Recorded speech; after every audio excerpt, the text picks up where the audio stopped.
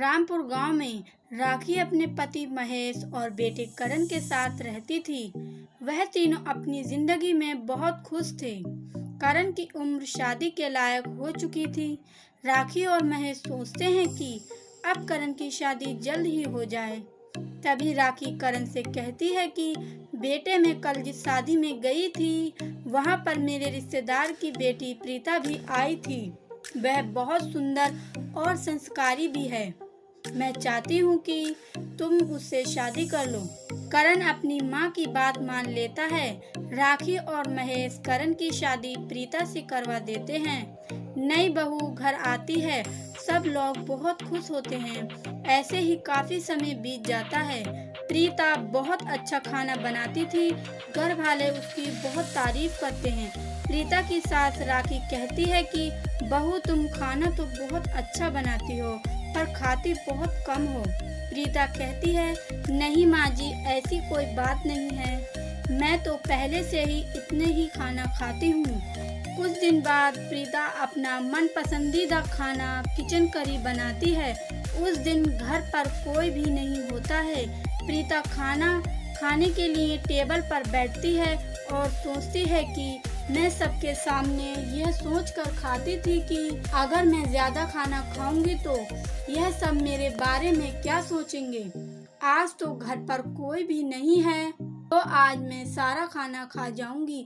यह सोचती है प्रीता बहुत खुश होती है और टेबल पर रखा खाना सारा खा जाती है और कहती है कि बहुत दिनों के बाद मैंने आज पेट भरकर खाना खाया है। पर डकार और सांस फूलने की वजह से वे यहाँ वहाँ टहलने लगती है। इतने में परिवार के सभी लोग वहाँ आ जाते हैं और प्रीता से कहते हैं कि क्या हुआ। प्रीता कहती है, कुछ नहीं, बस थोड़ा सा पेट में दर्द हो रहा था।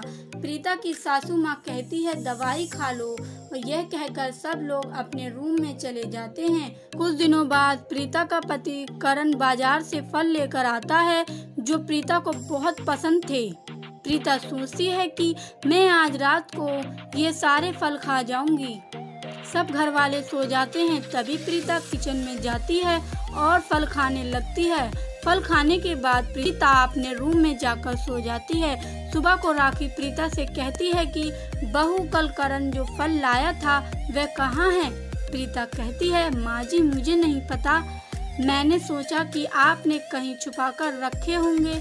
यह कहकर प्रीता वहां से चली जाती है। राखी सोच रही थी कि मुझे पता ही लगाना होगा कि कौन है जो घर का सारा सामान और खाना गायब करता है। राखी सोचती है और रात के खाने के लिए बिरयानी बनाती है।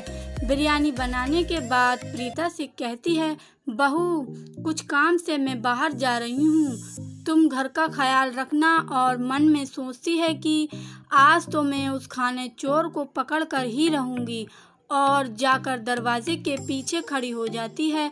इधर प्रीता बिरयानी को देखकर बर्दाश्त नहीं कर पाती है और जल्दी जल्दी बिरयानी खाने लगती है। तभी उसे हिचकियाँ शुरू हो जाती हैं।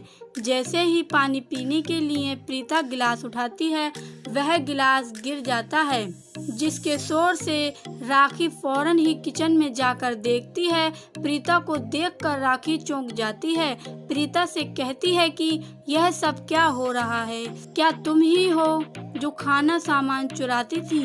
प्रीता रोते हुए कहती है, माँ जी, सबके सामने मुझे खाने में शर्म आती थी, इसीलिए मैं छुप छुप कर खाती थी, मुझे माफ कर दो माँ जी। राखी प्रीता की इन बातों पर हंसती है और उसे माफ कर देती है और फिर प्रीता भी अपनी आदतों को छोड़ देती है। तो दोस्तों, कैसी लगी आपको भुक्कड़ बहू की कहानी? आप हमें कमेंट बॉक्स में कमेंट करके ज़रूर बताएं और साथ ही ऐसी रोमांचक कहानियाँ सुनने के लिए हमारे चैनल को सब्सक्राइब करना ना भूलें।